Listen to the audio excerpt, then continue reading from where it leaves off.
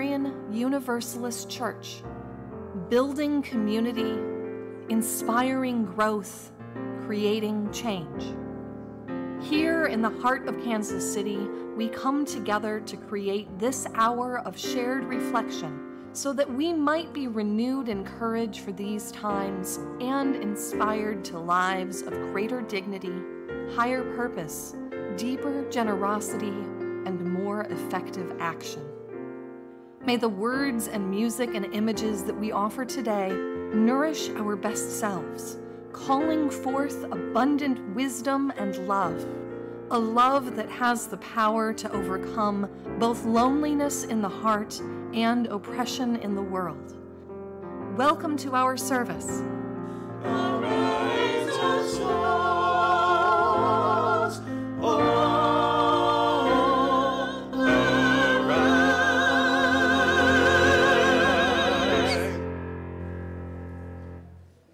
Good morning.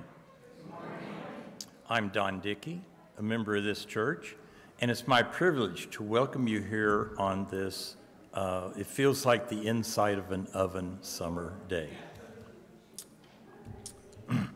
And I'm glad that you are here, and those of you who are not here in person are watching us online. Your presence enriches all of us and our time together. We are a Unitarian Universalist congregation. Our tradition is a large tent with room for many beliefs and approaches to the questions that matter. That said, our values of inclusion, compassion, and justice are strong and hold us together.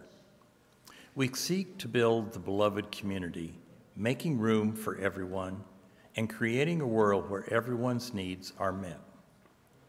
Whoever you are, whomever you love, wherever you are on your spiritual journey, you are welcome here. Whether you come with laughter in your heart or tears, you are welcome here. You are invited to join us with an open mind, a loving heart, and willing hands. We welcome you here today. You may be new here this morning. Welcome. I hope that you have visited the welcome table in our lobby, where you can learn more about our congregation. Would All Souls members who want to meet visitors please raise your hand? Visitors, as you feel comfortable, I encourage you to talk with any of the people who have raised their hands. They would love a conversation.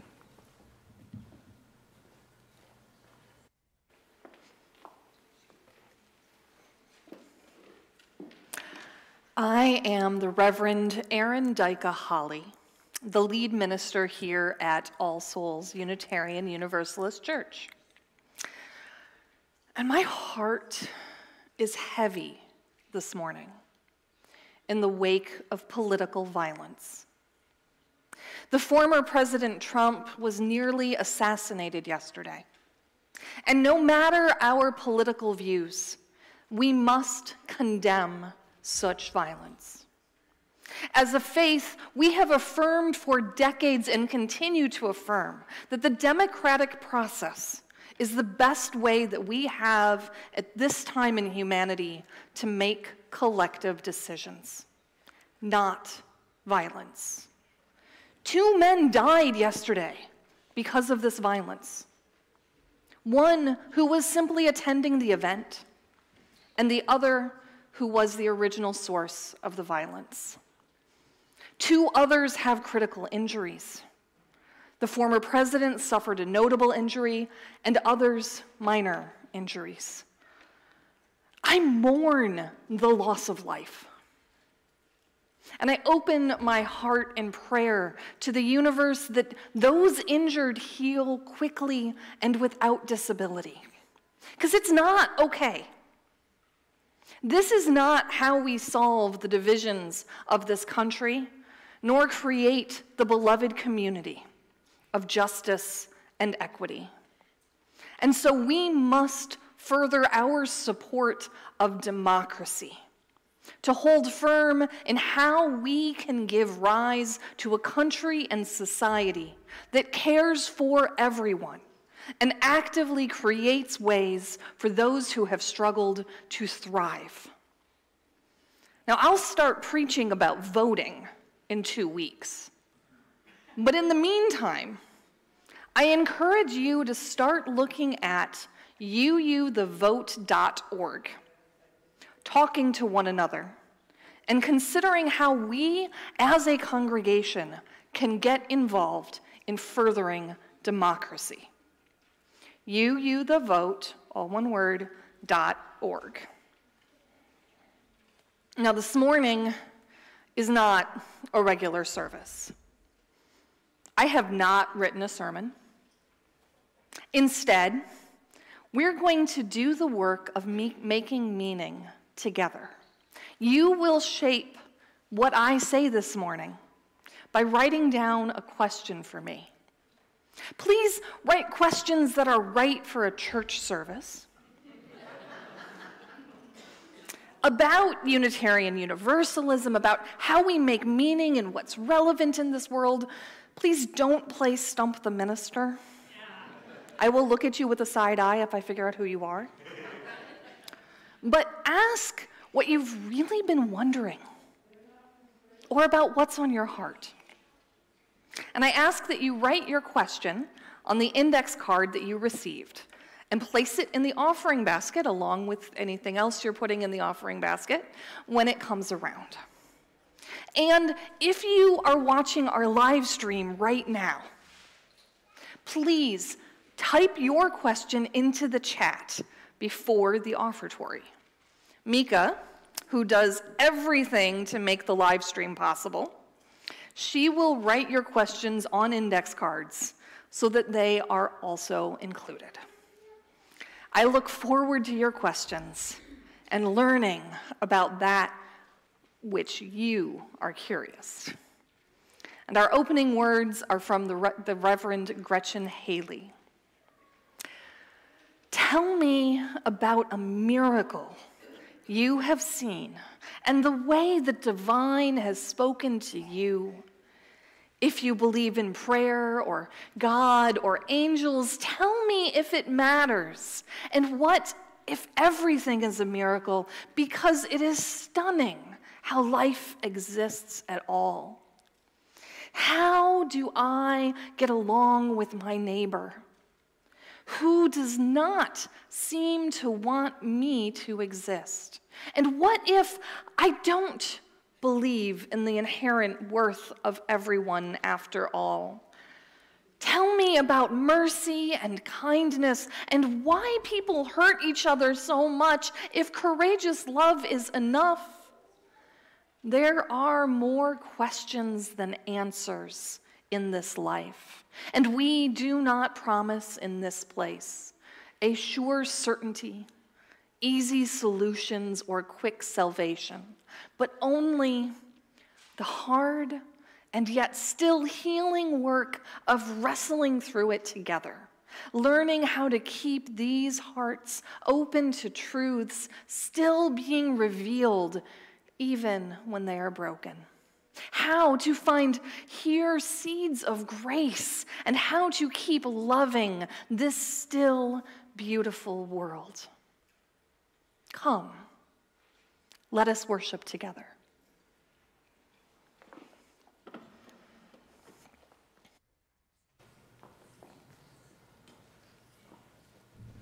Here today, in this place, and with these people, may we listen so that we can hear. May we hear so that we can feel. May we feel so that we can know. And may we know so that we can change ourselves and this world. May this chalice we light our way.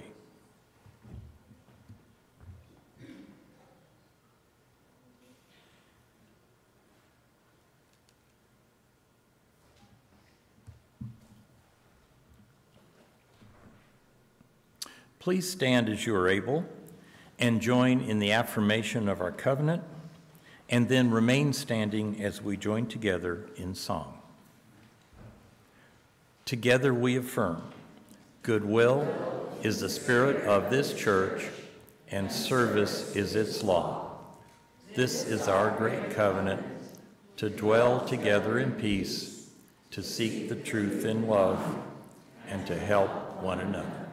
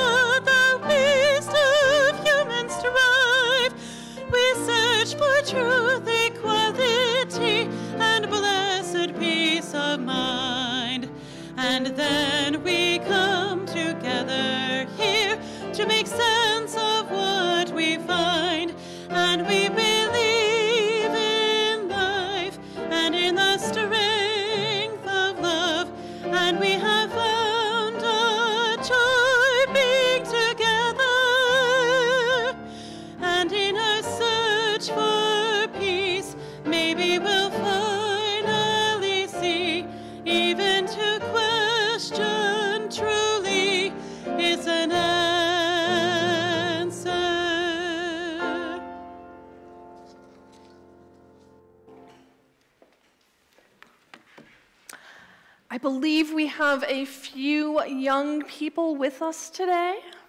I would invite you to come forward and sit on the carpet. You can come on up. Anyone who wants to come with, feel free.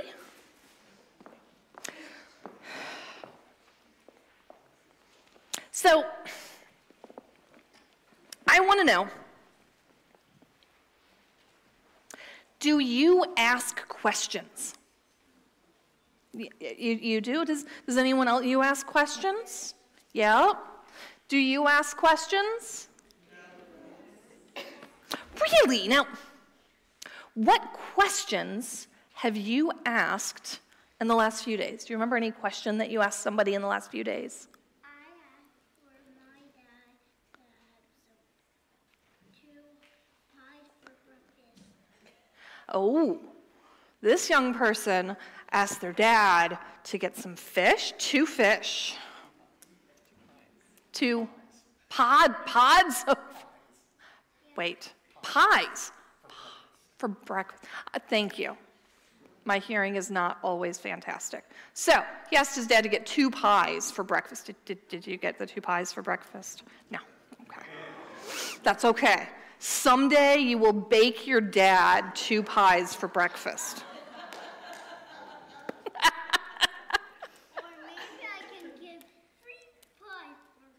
Or maybe he can get free pies for breakfast. 3. Was it free or 3? 3. What about you? I asked if there was going to be bananas in the pancakes. Asked if there would be bananas in the pancakes.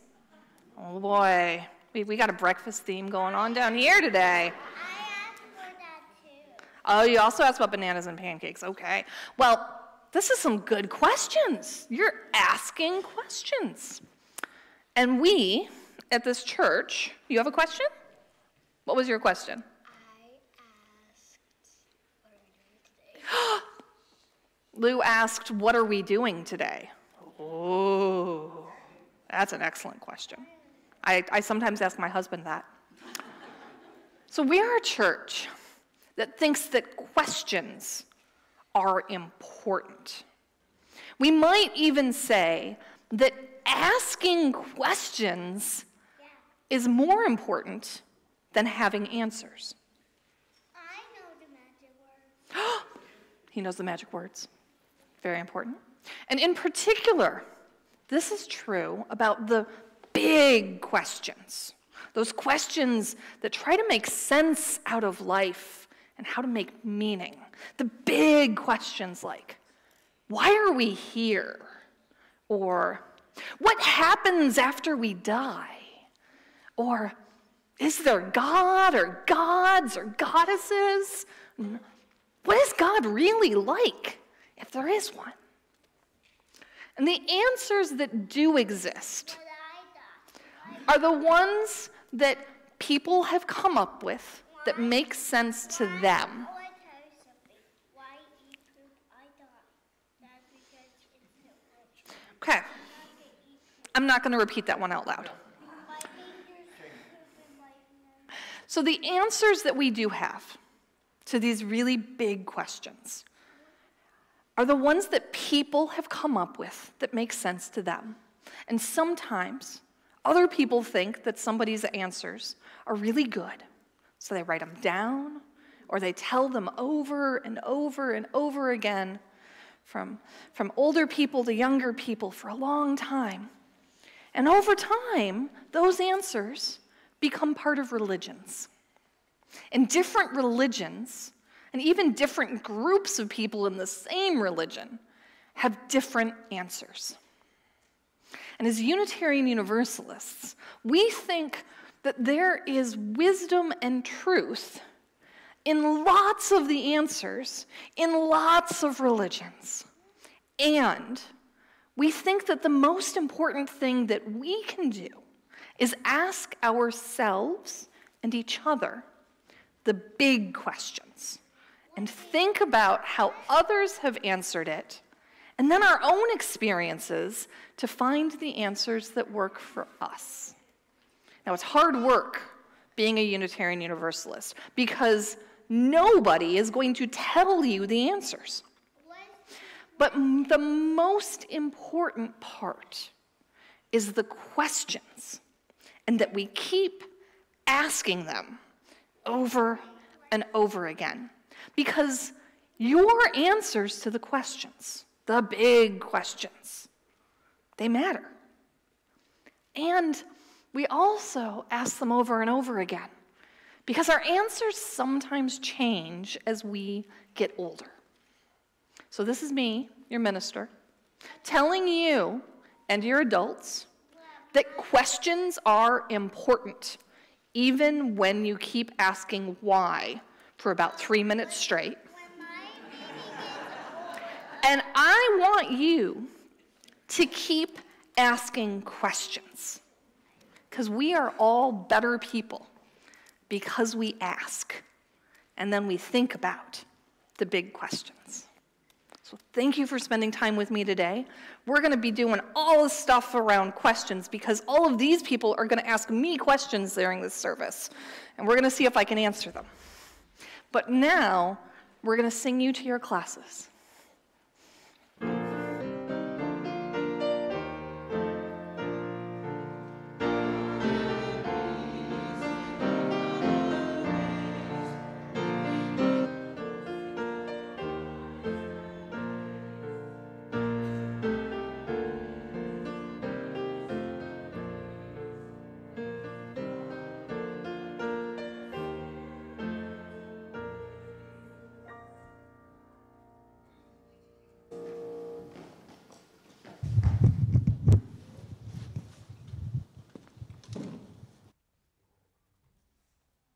Good morning, everybody. My name is Brian Quinn Doyle, and I serve each and every one of you very proudly on the board as a member at large. Good morning.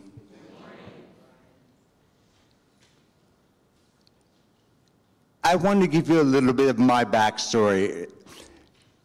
About 2 years ago, I had a stroke, which is why I had that cane. But before that, I was a lecturer at a university in Saudi Arabia. Now, Saudi Arabia is, as I'm sure you all know, a theocracy, meaning anything besides Islam is illegal, which means we would be illegal, our place would be illegal,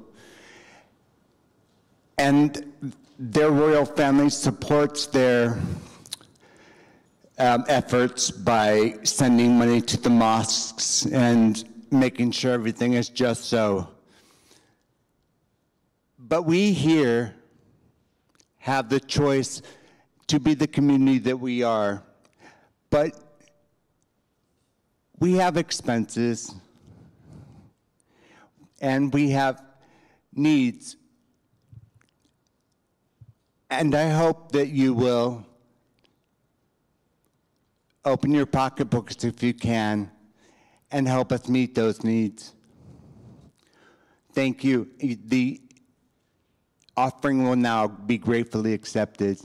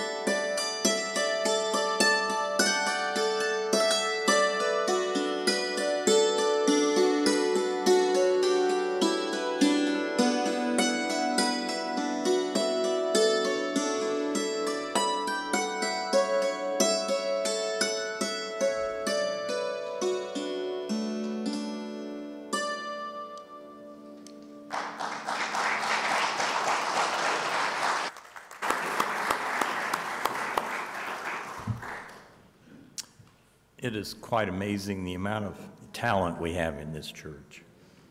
Please join me in the dedication of our offering. We dedicate our offerings and our actions to the mission at the heart of this congregation, to build a respectful, caring community, to inspire personal and spiritual growth, and to create change toward a just and compassionate society.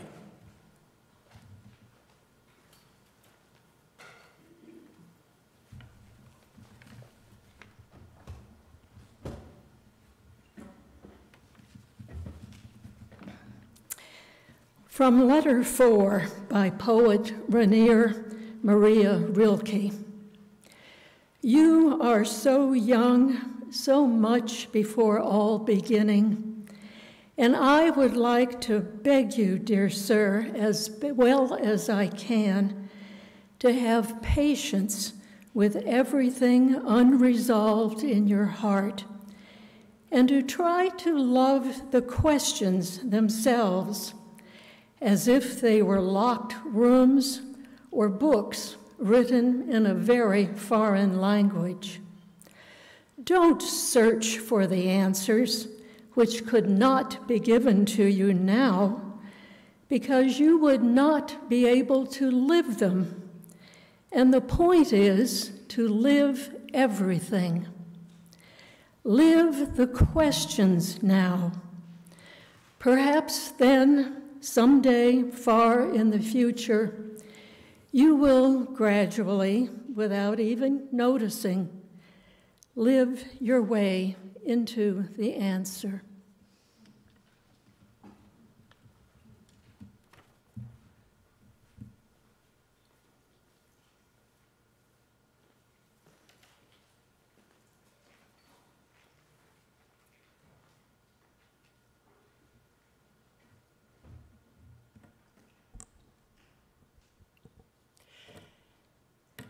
The Beauty of Questions by Karen Hornifer-Ginter. I love the idea of loving questions, seeing the potential beauty they contain. I don't think we always give questions the time and attention they deserve, often mistaking them as being mere stepping stones to an answer. We also abuse questions in our everyday way of relating to them, presenting words under the guise of an inquiry, when in fact we're only trying to make a point. I know I'm guilty of this in my own home, asking my children if they brushed their teeth, or finished their homework, or eaten all their dinner before moving on to dessert. Asking the dog if he shredded the paper towel, in hopes he'll admit his guilt. All these moments of undercover policing, but who am I really kidding? When used properly, questions have the potential to connect us to the world of another. A heartfelt, "How are you?" or "How was your day?" can become the bridge that helps us in relationship to the lives of those we love. Sometimes, too, questions create a bridge within ourselves, allowing us to hear what's going on at a deeper level. We know when we've encountered a question that has this potential because it stays with us, maybe for the day, maybe for our whole lives.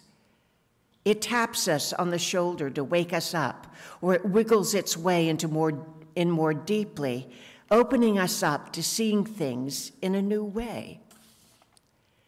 I still recall first encountering Judith Durk's chorus of questions about how my life might have been different if there had been a sacred circle to step into. Mary Oliver asking me about my plans for this one wild and precious life.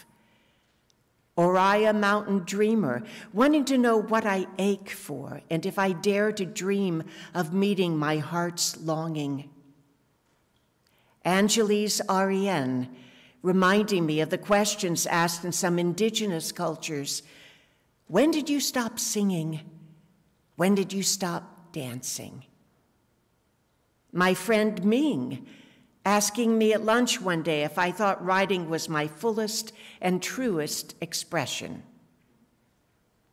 All these questions have remained close companions across the years.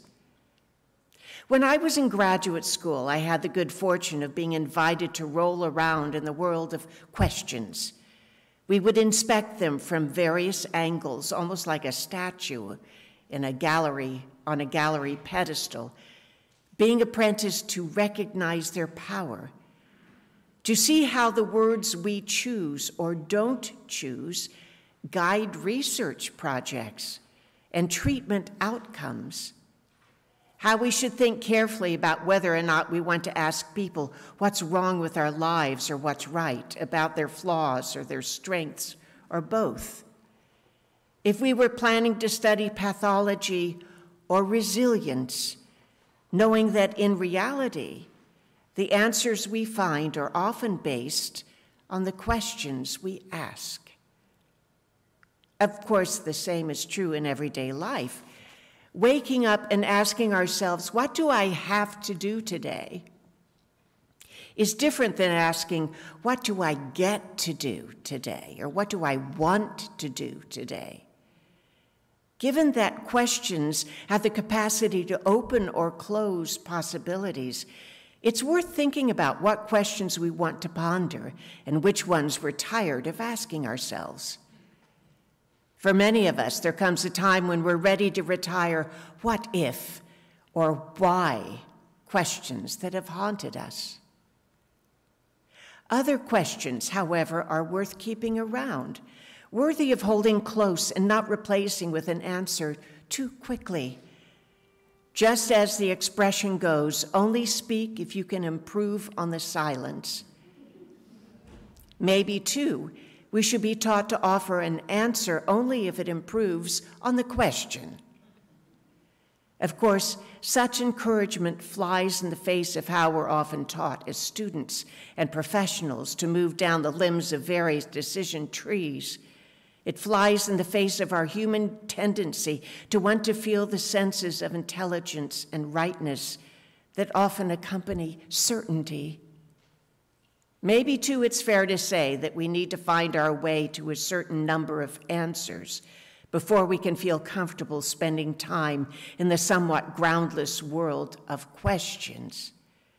We need to feel some certainty before we can appreciate it, that it's this realm of questions that can pull us into places of greater truth, allowing us to see that seemingly contradictory ideas can both be right, that light is both wave and particular, that from an aerial perspective, various religious traditions all contained truth. I often encourage my children to stay with these sorts of questions because I don't think it always serves them to land on final answers at such a young age. I'm not really sure they should be answering, who is God? Or what political party do I agree with? I sense that they're sometimes best off in this life stage, merely gathering information with an open mind. I remind them, too, that there are some answers our human minds can never fully grasp, and that there may be times when claiming an answer actually moves us further from the truth. I've noticed that such reflections have left me qualifying many of my hopes and requests and prayers, often including an if it's meant to be, or if it's in the highest good. Such language feels humbling in moments and liberating in others. More and more, though, I've come to see that often we're best off keeping some space for question marks to be inserted and possibly to remain, especially when the really juicy questions that, over time, begin to guide our way.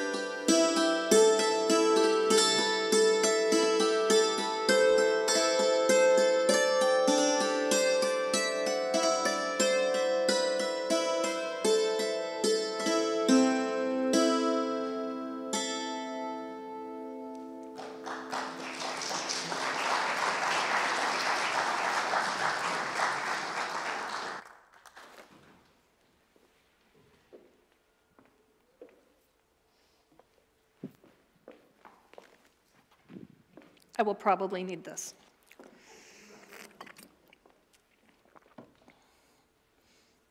First, a word of thanks. You have provided me with a beautiful assortment of questions. And I didn't have as long as I'd hoped to have to try to sort them, because some of you are asking very similar things. So I will do my best to get through what I can, and hopefully, if I don't get to your question, it's possible it may have been related to something else that I have. And some of these may turn into sermons someday. So, the first thing is I have a reminder. Months ago, I told you all about efforts to try to stop white Christian nationalism. And that continues. And there is another rally this Thursday, the 18th at noon at the Joco Courthouse. And I don't know what Joco means. Johnson County, okay, great. I've heard of Johnson County, I'm not sure where it is. I live in Jackson County, I know that much.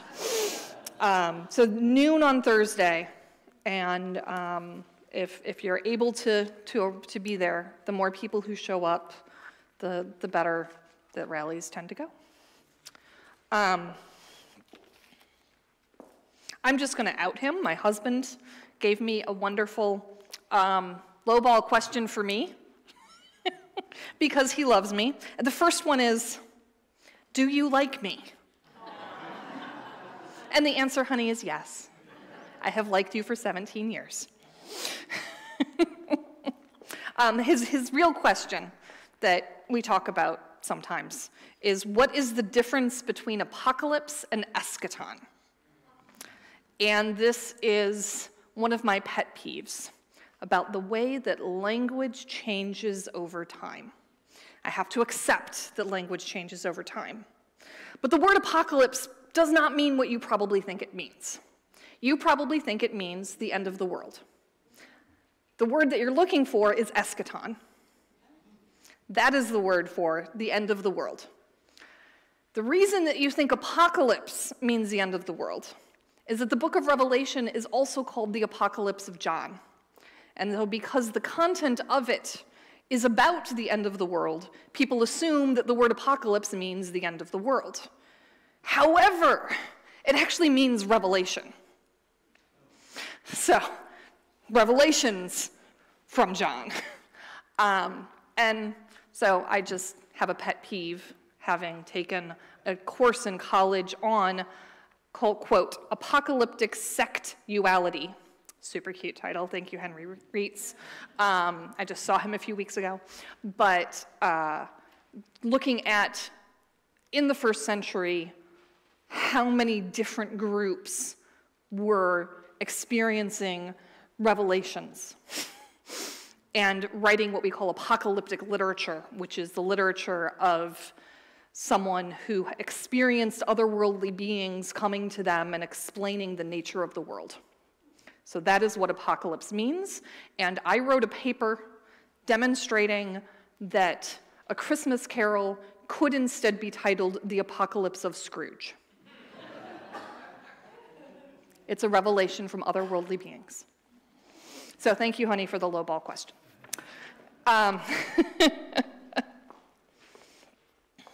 There are a number of questions here about the state of the world right now. The one I'm looking at is it acceptable to think for long about the future of humanity? And I want to say that it's really hard. It's really, really hard. I can know that throughout human existence, there have been many, many times that societies have collapsed. There have been many times that communities have experienced world-ending things. The floods and the fires that wipe out communities. The people who built wonderful monuments, and then we say that they disappeared but really their society collapsed and they left their cities because the cities weren't sustainable. The people aren't gone, the Maya people still exist. And so I think where it's different for us now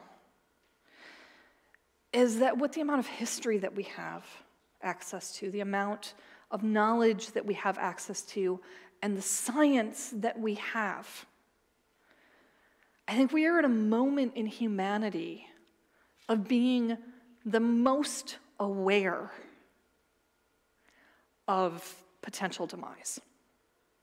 We can see it coming. The first century, a lot of people thought they saw it coming. I love the first century. I am a first century geek among Unitarian Universalists.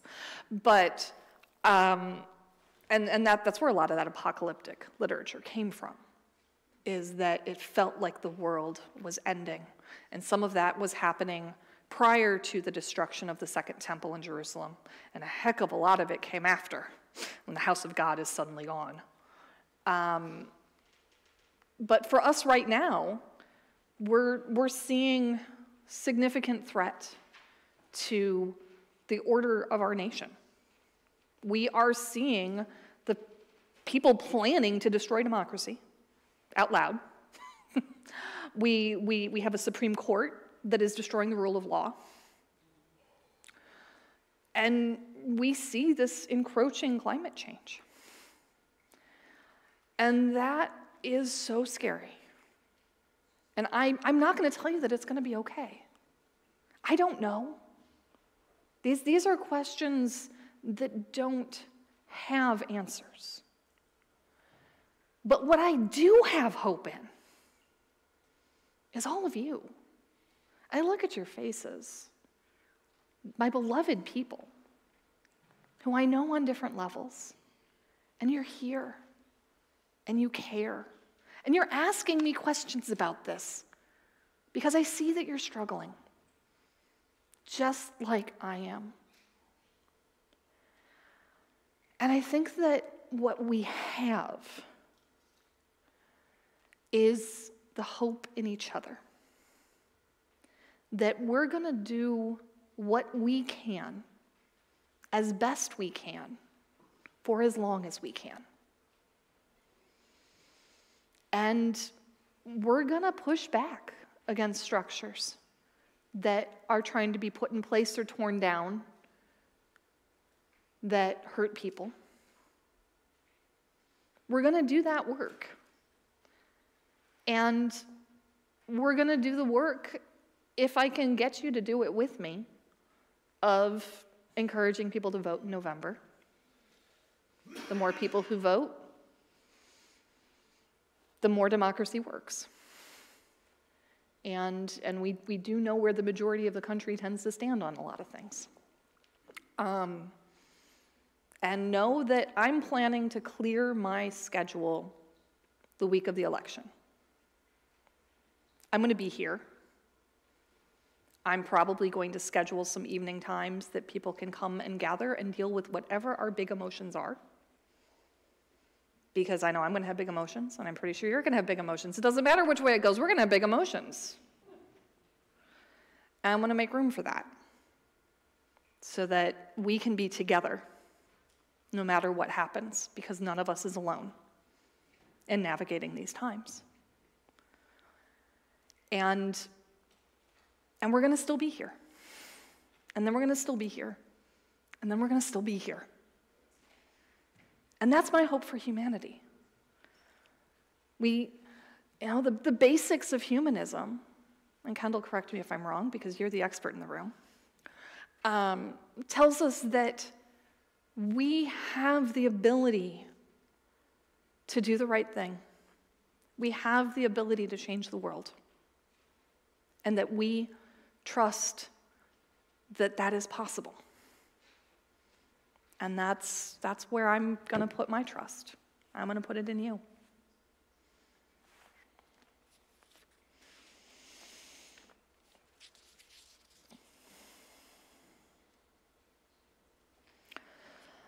There are also questions here about the future of all souls. kind of questions about, man, what are my top priorities? Questions about our demographics. What does our future look like? And what am I going to do about it? And I'm going to answer that question first. I'm not the one who can do something about it. I can't. It's not up to me. I can't change your culture. I can't. I cannot change how you are as a community. I can change how we do worship.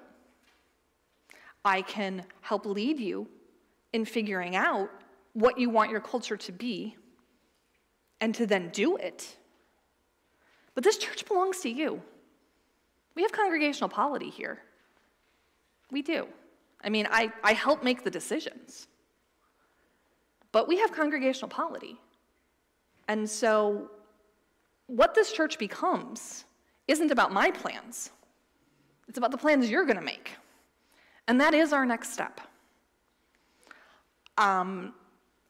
What we're going to do for what I hope will be the next 2 years, definitely for the next year, hoping for another year after that, is figure out who we are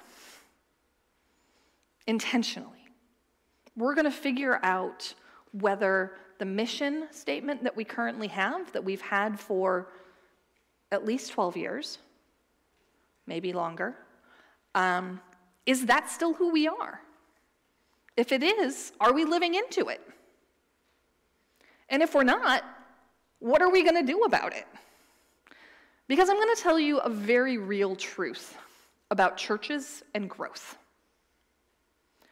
People will not join this church. And I know we've got some new people here, so just hold on to your seats.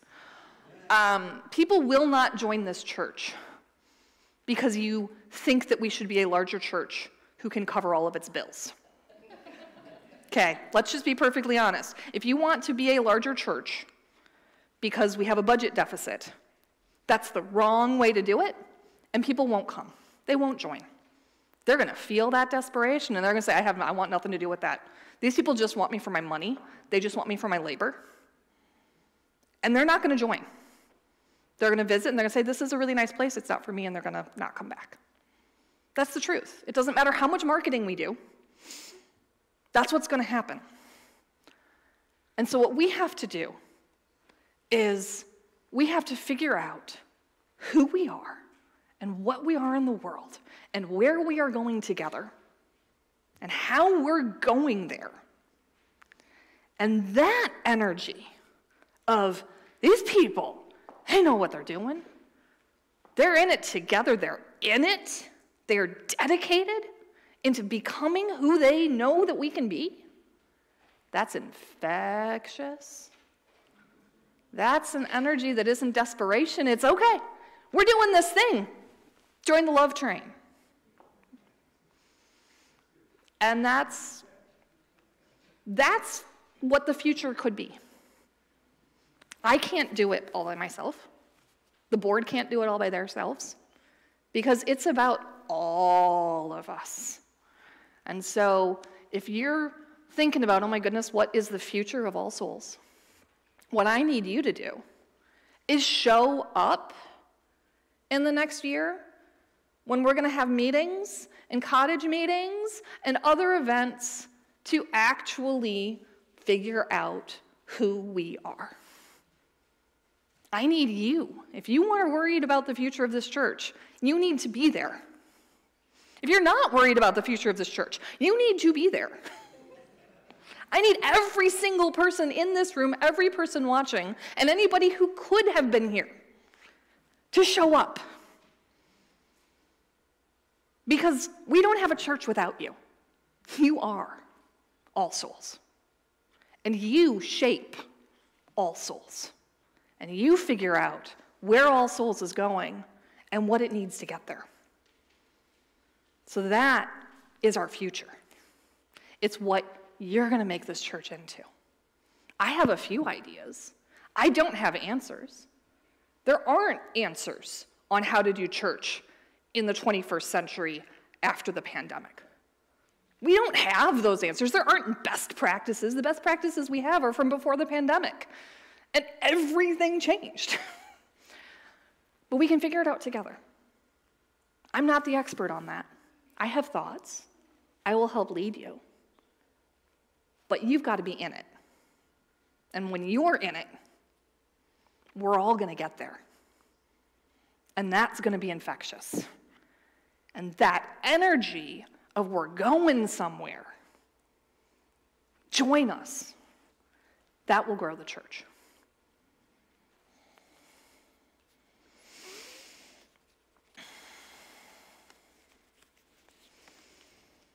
There are some questions about me, specifically.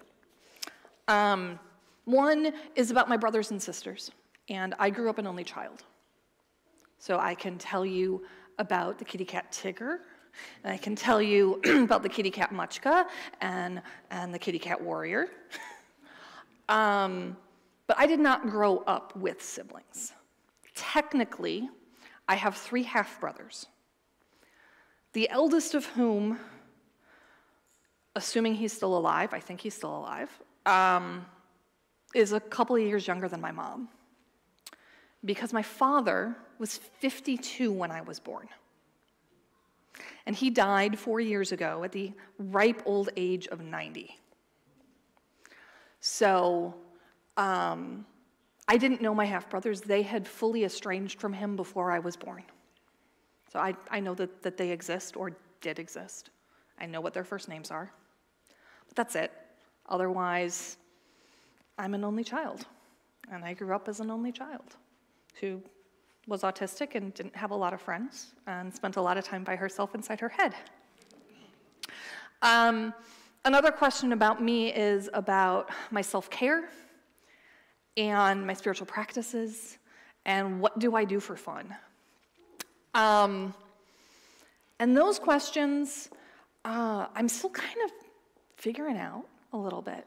Because one of the challenges that I think you're kind of getting at that I spoke to a month ago when I told you all about my autism is that this work is exhausting for me.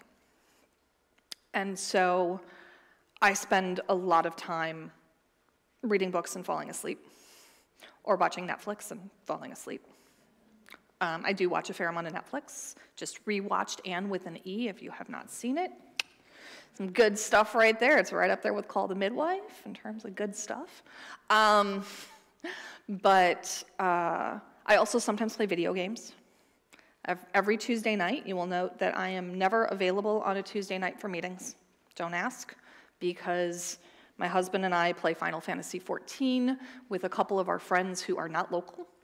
His brother and somebody that I've known since my freshman year of college. So that's our Tuesday night.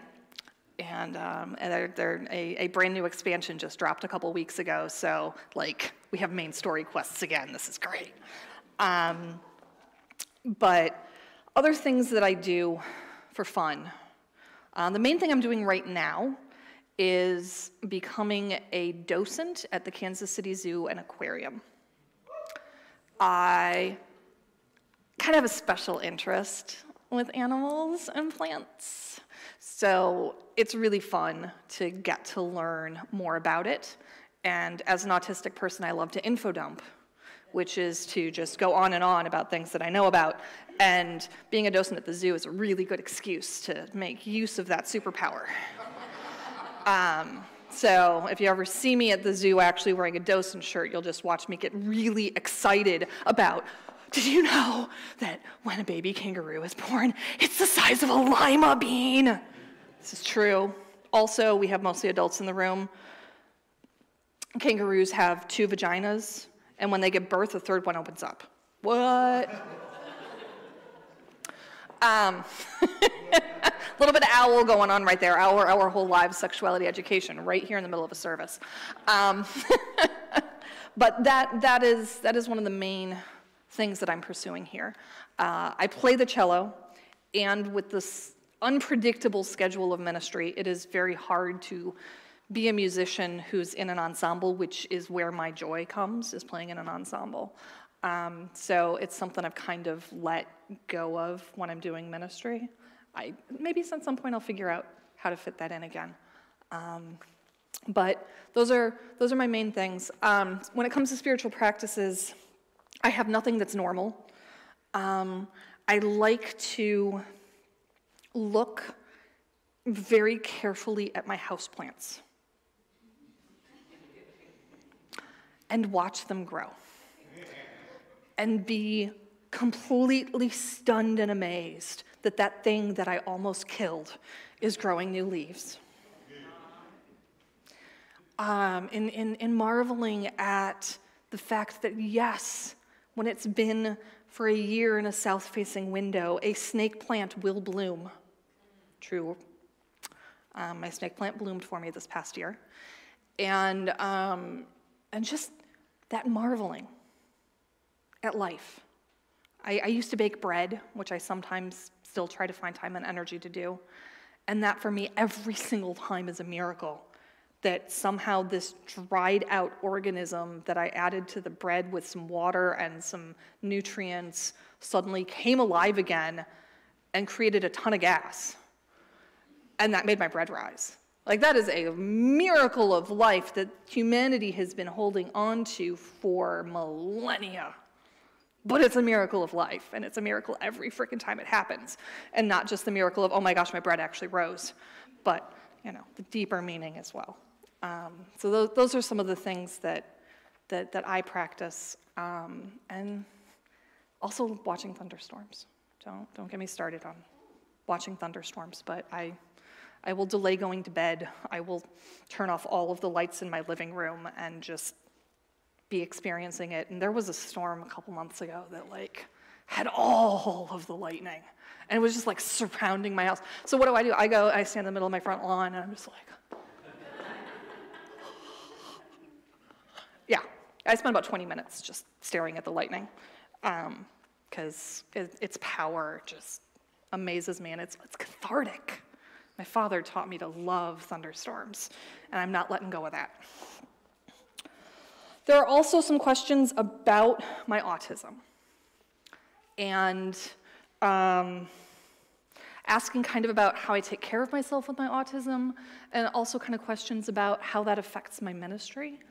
The taking care of myself is saying no to things, protecting my Friday as my day off. Friday is my day off. Don't expect to hear back from me on Friday. If you email me on Friday, I won't respond, and I may not get back to it until Monday, because Saturday I try to be a day off, and if it's not, I'm either in meetings, or I'm writing, or procrastinating on writing. For many hours, which is when my brain is actually writing, just not consciously, and then I hit the panic point of, if I don't do this, it won't happen. I'd better actually do this, and that starts about 5 o'clock Saturday night. And then I can push that adrenaline to actually get something written. But I'm not really paying attention to email during any of that, so I apologize if you expect a sooner answer and you don't get it. But I really, really do try on Monday morning to at least acknowledge all of my emails. So I take my days off. I protect myself from that. I have my Tuesday nights. And I acknowledge that, you know, after a Sunday morning, I'm not going to do a meeting on Sunday afternoon. I just expended a ton of energy. And so I need to take care of myself by having what we call the sacred preacher's nap. And that's not just autistic preachers. The preacher's nap is a thing. So that's part of the self-care. And this year I'm getting really serious about making sure I schedule that I take all of my time off. I have not been good about that. I have been like, I'll squeeze it in somewhere, and then I look at the schedule, I'm like, nope, I can't squeeze it in there, I can't squeeze it in there, and then it doesn't happen. And that's not okay. So we're gonna start this year scheduling my time off, and that's taking care of myself. The autism affects my ministry, and I'll wrap this up soon because I'm seeing the time. In some ways, it does wonderful things for my ministry because I experience things very strongly. I feel a lot. I can't necessarily always identify my emotions, but I feel them deeply. And I have felt some pretty awful things because I have been different my whole life, and you know how children treat people who are different. And they always used to say when I was learning how to play cello as a tiny, tiny person, I've never technically been a great cellist on the technical side of playing cello. I'm not great. I'm okay. I'm not great. But emotionally, from a very young age, I could put emotion through my instrument, and that blew everybody away. And now I have an instrument that does a really good job with that. So that is part of the superpower, is that I feel things, I take everything in, and the things that come out is coming through experiencing everything deeply, and hearing everything, and noticing everything, which is part of how I get exhausted, because there's so much input, and my brain is just making sense of all of it all at once. So if like people are talking loudly around me, it's kind of like people with hearing aids that it doesn't filter out the conversation you're trying to have and you hear everything. That's my everyday. And yes, we were at a restaurant last night that was perfectly reasonable when we got there, and then people started showing up and kids started showing up, and I had to put on my earplugs. And we didn't order dessert because we need to get out of there. That's part of autism. But so there's that side, and there's also the fact that when I really sit down to focus on something, I'm all in and I'm focused. And that can be really fabulous. It also is part of when you see me get really excited. That's something that is common among autistic people, is that when we get happy and excited or anything, it is an overwhelming experience inside and it has to come out. So that is when I do little flaps. So you will see me flap. That is part of autism. And you will also see me frequently using the ASL for applause, because not only is this ASL for applause, this is a flapping stem. Oh yeah, it's great. So that's also autism. The downside of it is that I have a very literal mind in a lot of ways. I assume that because I'm honest and upfront about just about everything, that everybody around me is honest and upfront about just about anything. And I am not necessarily going to pick up indirect communication. This was a big problem I had in my last church. It was culturally in a place that used a lot of indirect communication. So they would think that they told me something, but they said it so indirectly that I didn't register what they thought they'd told me. And then anytime I told them something relatively directly and honestly, they would take it as a threat. It was really, really hard. Which is why I am going to keep myself in the Midwest for my career, because I speak Midwest, because I've had 42 years of speaking Midwest. I can't learn Central New York State quickly enough to serve the congregation effectively there. So I sometimes miss things. And I apologize if I miss things in conversations with you, because I don't pick up on the really subtle stuff. Or if I pick up on it, it's like something's weird, but I can't tell what it is. So that's kind of where the autism comes into ministry. But I'm enjoying finding out the ways that it does work well and how to make it work for me. I appreciate the number of you who have expressed support since my sermon last month. I really appreciate that, because I took a risk. I came out with something that's stigmatized. And I thought it was pretty safe, and what I have gotten back from you has been that it is. And so I really appreciate that. And there are lots more questions, and the service was supposed to end 8 minutes ago. So I may very well be addressing these. Read the newsletter, by the way. Just read the Flame. Read the weekly e-news. In the Flame, I might answer your question. So you have an extra reason to be reading that every month. And I appreciate this opportunity. I really do. And I appreciate your questions and every one of you and the work that we're doing here together. So with that, let us please rise in body or spirit and sing There's a River Flowing in My Soul.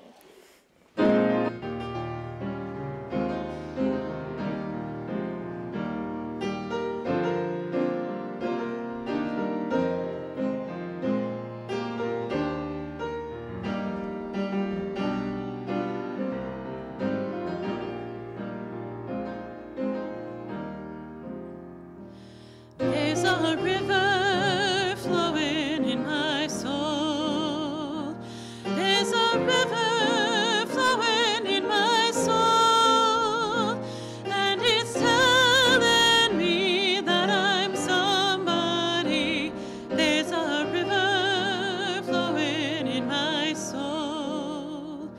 There's a river flowing in my heart. There's a river flowing in my heart, and it's telling me that I'm somebody. There's a river flowing in my heart. There's a river flowing in my mind. There's a river flowing in my mind, and it's telling me that I'm somebody. There's a river flowing in my mind. There's a river flowing in my mind.